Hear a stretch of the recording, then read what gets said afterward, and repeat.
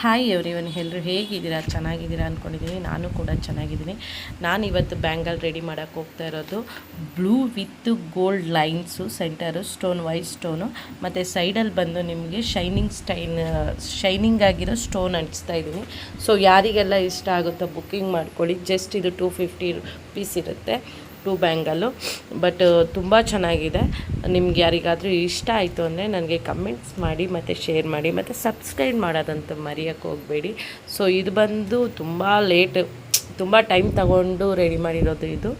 So ತುಂಬ ಚೆನ್ನಾಗಿ ಕಾಣಿಸ್ತಾ ಇದೆ. ಫೋಟೋಸ್ ನಾನು ಹಾಕ್ತೀನಿ ನೆಕ್ಸ್ಟ್ ವಿಡಿಯೋದಲ್ಲಿ.